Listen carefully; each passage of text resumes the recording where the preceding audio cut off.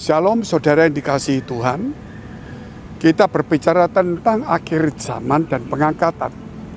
Karena itu sudah pasti dan tanda-tanda itu telah jelas. Berulang kali Tuhan telah menyatakan melalui firman Tuhan maupun pernyataan secara pribadi, baik kepada saya maupun kepada rekan-rekan hamba Tuhan yang lain, bahwa akan ada namanya pengangkatan atau rapture. Apakah itu pengangkatan? Mungkin bagi orang yang tidak mengerti bahwa pengangkatan itu bahwa dunia ini akan mengalami yaitu kedatangan Yesus kedua kali. Yang pertama kali dia datang sebagai bayi untuk menebus dosa kita, mati di kayu salib.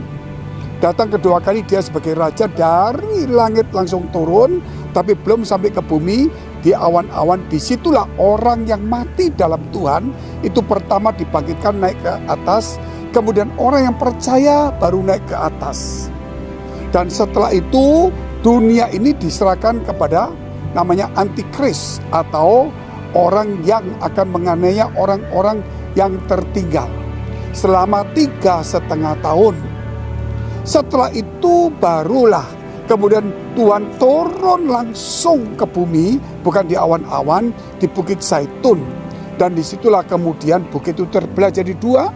Dan Tuhan menghakimi semua orang, artinya di sini bahwa iblis ditangkap, dimasukkan penjara, dan orang-orang yang sudah diangkat dan yang sudah mati dalam Tuhan akan memerintah 1000 tahun.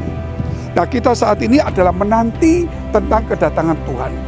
Dan firman Tuhan 2 Petrus pasal 3 ayat 11-12 itu jelas mengatakan bahwa untuk kedatangan Tuhan dan mempercepat.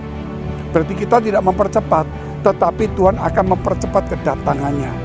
Dan ada dua hal yang perlu kita perhatikan menurut kitab Petrus atau Soko Guru, yaitu Petrus yang dipercayai Yesus, yaitu 2 Petrus pasal 3 ayat 11. Jadi jika segala sesuatu ini akan hancur, secara demikian betapa suci dan salehnya kamu harus hidup, yaitu mereka yang menanti kedatangan Tuhan dan mempercepatnya. Ada dua hal, yaitu suci dan saleh. Artinya harus suci dan saleh.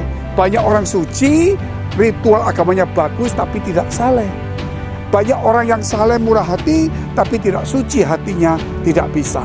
Suci dan saleh, itulah gereja sekarang melatih orang-orang untuk mencintai kekudusan dan belajar hidup dalam saleh dan kebaikan sebagai buah dari keselamatan. Sampai jumpa. Tuhan Yesus memberkati.